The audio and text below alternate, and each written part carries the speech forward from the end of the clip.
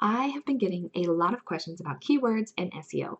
So I decided before we dive into the nitty-gritties of it all, I want to start with a very basic question. I think if we have a solid understanding of keywords, we'll be better able to understand search engine optimization. So here's the question. What are keywords? There are two ways of looking at this, from the search perspective and from the perspective of our blog. From the search perspective, keywords are the words or phrases that people type into Google search. So keywords are what people are searching for. Whether it's a single word or a phrase, in the SEO blogging world, it's just considered a keyword. It doesn't matter how many words are actually in it, it's a keyword. Keyword is synonymous for Google searches or search queries. Other words you might hear associated with keyword are target keyword, focus keyword, long tail keywords, short tail keywords. These are all kind of phrases that we use for keyword. Let's also talk about what keywords are not. Keywords are not categories, tags, or hashtags. This is where a lot of bloggers get confused. Our brains want them to just be an easy tag that we implement at the bottom and it's categorized, it's an action, and we're done. But a keyword is so much more than that. Which brings me to, what are keywords in our blog posts? We want our blog posts to show up in Google when people search, right? Which means our content needs to be about what they are searching for. So if you think about your content, if you boil it all down into just a few words or phrases, what is that content about? Those are your keywords, and they should directly match the thing that people search for. I love the Oxford Dictionary definition of keyword. They say, a word or concept of great significance. Great significance, right? So this is what your whole blog post is about, are these keywords. Keywords that are 1 to 2 words long are really hard to rank for. So when you're considering keywords for your blog post, consider very specific phrases. That will be easier for you to rank for. So for example, cookies is an incredibly hard word to rank for. Let's look at an example of all of these, right? Switch to my screen and we'll dive into cookies. Okay, we are going to use cookies as our example keyword. Cookies is a keyword.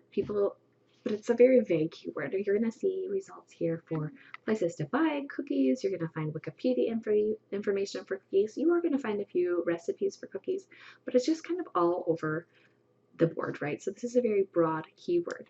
So you want to go even deeper than that, and we're going to be more specific for chocolate chip cookies.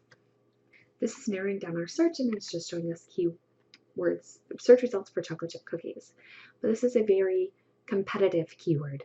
Even though it's 3 words long, it's very competitive, right? We see really big players ranking here. All Recipes, we have Nestle's ranking here, Betty Crocker. These are going to be really hard to rank for. So you want to take it even further and really boil that content down even more. So what is your content about? What makes yours unique? So we're going to add in gluten-free chocolate chip cookies. Oops, I don't know, Nestle got in there. Auto-corrected for me. Gluten-free chocolate chip cookies, right? So as you can see, we're getting even more narrower, and there's a lot of bloggers showing up in these search results. You can even take it further and do what we call a long tail keyword by adding in chewy, right? Your gluten-free chocolate chip cookies are not crunchy, they're not crispy, yours are very chewy, so you can rank for that, right? And that's really what your content is about. That's what you're talking about. That's why people should eat these chocolate chip cookies. It's what makes them unique and better than everybody else's. So that is your keyword. Chewy, gluten-free chocolate chip cookies. As you can see, that is what we are seeing here. Chewy, gluten-free chocolate chip cookies. Chewy, gluten-free chocolate chip cookies. Are you hungry for cookies yet? As you can see, there are a lot of different ways you can approach keywords. When you're planning out your content, get into the head of your searcher and your person. What are the things that they're typing into Google? What makes your content unique? Thinking about keywords should not be an afterthought when writing blog posts. A lot of people make the mistake of writing a blog post and like, okay, now I need to put some keywords in. And that's the backwards thinking. Keywords needs to be the very first thing that you do with your blog post. Since keywords are a summary of your blog post, you need to think about them before drafting your content. Hopefully that clears up any questions you have about what keywords are.